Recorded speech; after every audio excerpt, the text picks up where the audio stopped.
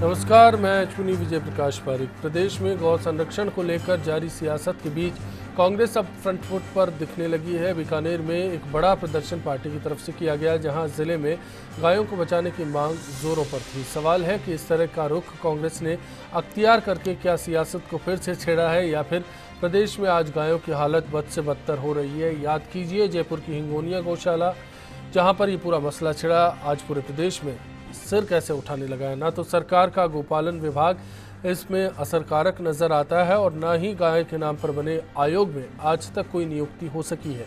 ऐसे में निजी गौशालाओं के लिए शर्तों के मुताबिक अनुदान कितने हालात सुधार सकता है, राजनीति के बीच स्थिति क्या है, हर पहलू पर बातचीत के लिए खास मेहमानों के साथ जारी रहेगा big fight live.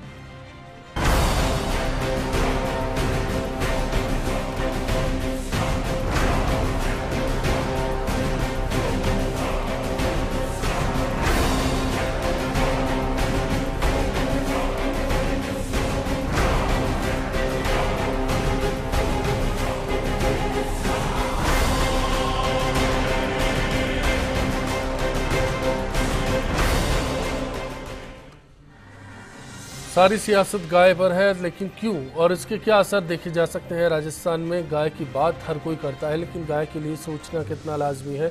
Bharatiya Janata party से इस बारे में पक्ष रखने के लिए नेता पंकज जोशी जी हमारे साथ होंगे, कांग्रेस नेता गिरिराज गर्ग जी हमारे साथ होंगे, प्रदेश अध्यक्ष राजस्थान गौ सेवा समिति दिनेश गिरी महाराज हमारे साथ होंगे, साथ ही गौरक्षक जितेंद्र शर्मा जी लगातार बातचीत में हमारे बीच मौजूद रहेंगे। आप सभी का स्वागत करते हैं।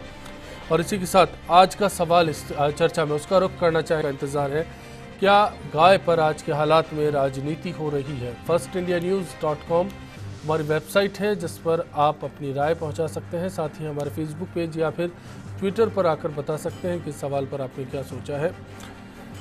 आज जो प्रदर्शन था उसके पीछे का मकसद गिरिराज गर्ग साहब मैं जानना चाहूँगा। बीकानेर में अचानक कांग्रेस के मन में ऐसी क्या तस्वीर निकल कर आई कि गाय की चिंता होने लगी। नहीं, देखिए, सबसे बड़ी बात यह है कि गाय जो है वो हमारी आस्था का एक बहुत बड़ा जी है। गाय को हमारे वेदों में, पुराणों में, शास्त्रों में भी दर्जा दिया गया है।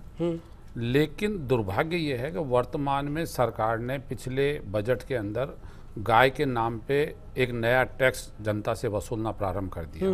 पहले सरकार बजट देती थी, उस बजट को बढ़ाने के बजाय उन्होंने टैक्स लगा दिया गाय के नाम पे। आज सरकार के पास हजारों रुपया जो है, करोड़ों रुपया प्रतिदिन कलेक्शन हो रहा है, जो टैक्स लगाया गाय के नाम पे।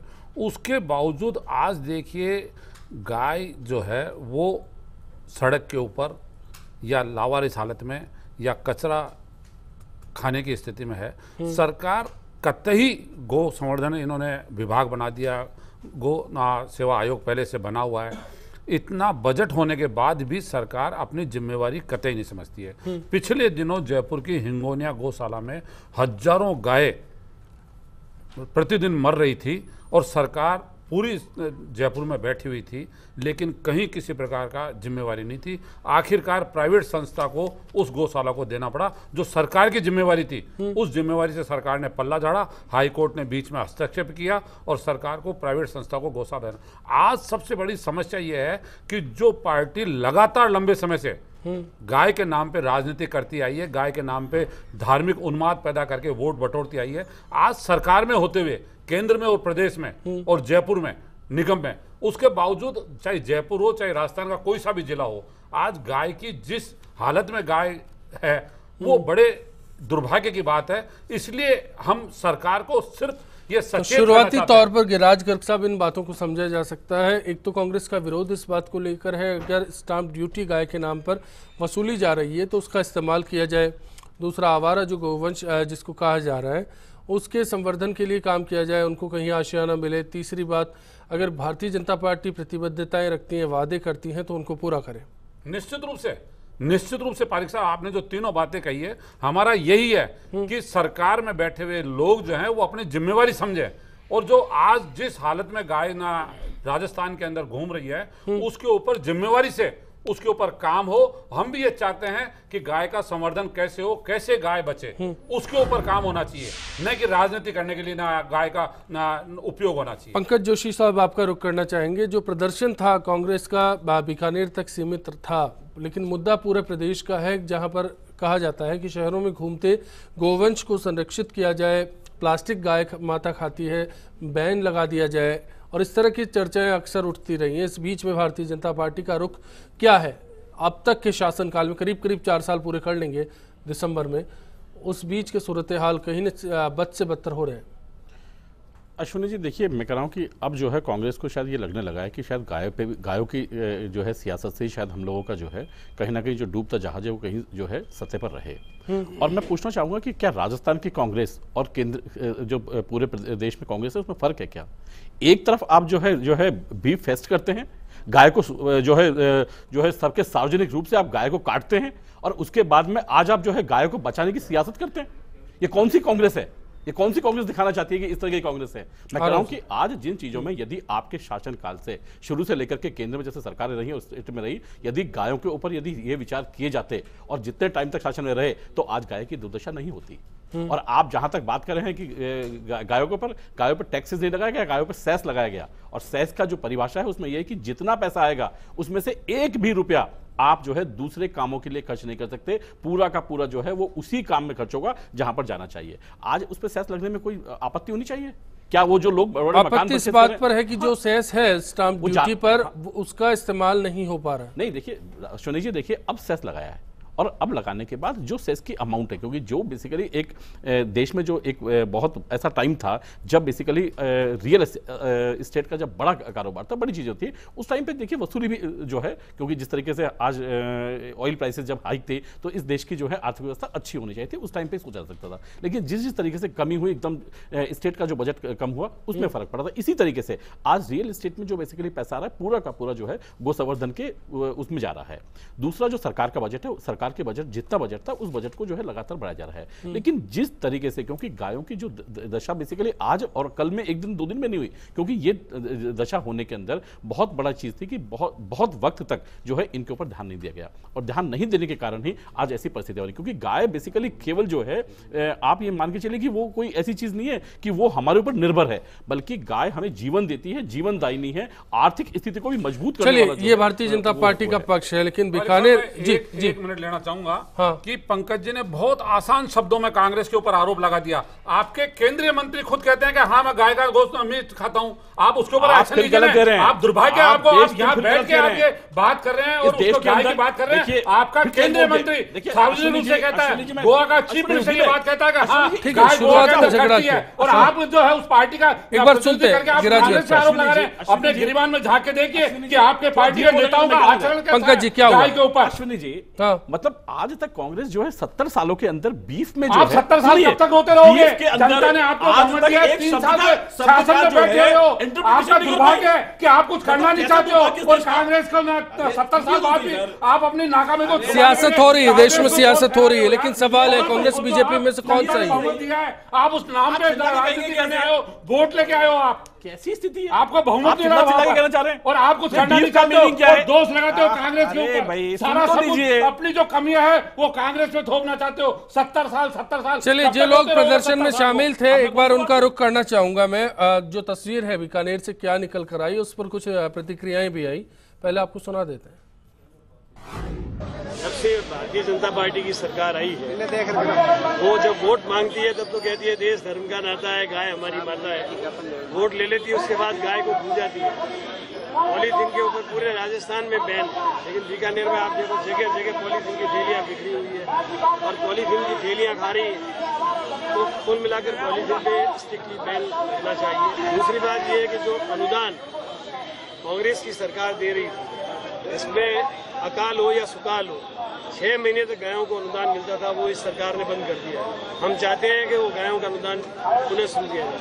हमारे वक्त में कोई गायों के लिए अलग से टैक्स नहीं लिया जाता था, लेकिन ये सरकार स्टैम्प ड्यूटी पर 10% सेस लगाकर सैकड़ों करोड़ रुपया इकट्ठा कर रही है। इसके बावजूद भी गायों को न तो घास के लिए न उनकी और चीज़ों के लिए कोई अनुदान दे रहे हैं। इसके अलावा जो 15,000 पशुधन या गायें हमारे रूप से विचर रही है बीकानेर शहर में।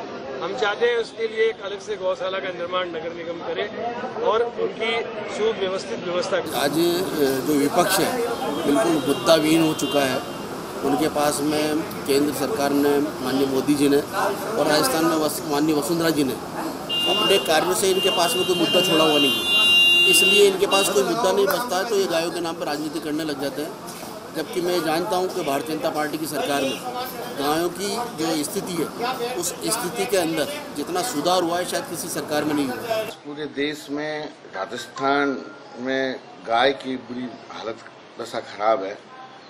राजनीति हो रही है गाय के नाम पर, पॉलिटिक्स का बहुत बड़ा हिस्सा हो गया। चाहे भारतीय जनता पार्टी हो, चाहे आम आवाम या दूसरी पार्टी हो, गाय की बात करती है, गाय के नाम से वोट मांगती है। आज हमारा खुद का बीकानेर में कांग्रेस की तरफ से कार्यक्रम था। उस कार्यक्रम में गाय के लिए हमने कम से कम हजारों की तादाद में लोगों ने कलेक्टर को ज्ञापन दिया है। सरकार गायों के लिए बहुत कुछ कर रही है। गौपालन विभाग भी राजस्थान सरकार द्वारा बनाया गया है और अभी अब 31 मार्च तक बीकानेर की 3 शहर की मैं बता सकता हूँ 3 गौशालाओं को काफ़ी अच्छी मात्रा में जितने पशु हैं उनके हिसाब से 32 रुपये बड़े पशु के लिए, छोटे पशु के लिए 16 रुपये, इस प्रकार की राशि के हिसाब से करीब 1 करोड़ से ऊपर की राशि 3 गौशालाओं को दी गई है। दिनेश गिरी जी, अब आपका रुख करना चाहता हूं। पंकज जी और गिरिराज जी को सुनने के साथ साथ ये तस्वीर भी देखी बीकानेर में जो प्रदर्शन हुआ, क्या कहना चाहेंगे? देर आए दुरुस्त आए या फिर ये हालात विकट है, सिर्फ राजनीति हो रही है? राजनीति तो गाय के नाम पे आपको बताऊं आज से नहीं, आज़ादी के बाद से ही है और पूरे भारत में राजस्थान सहित गाय का विषय आज जहां होना चाहिए वो नहीं हो रहा है। सिर्फ राजनीति के कारण नहीं हो रहा है। जब तक शासन और समाज दोनों का सामंजस्य नहीं बैठेगा, गौ सेवा का विषय सुलझाने का नहीं हो सकता। समाज का भी सहयोग हो और शासन का भी सहयोग।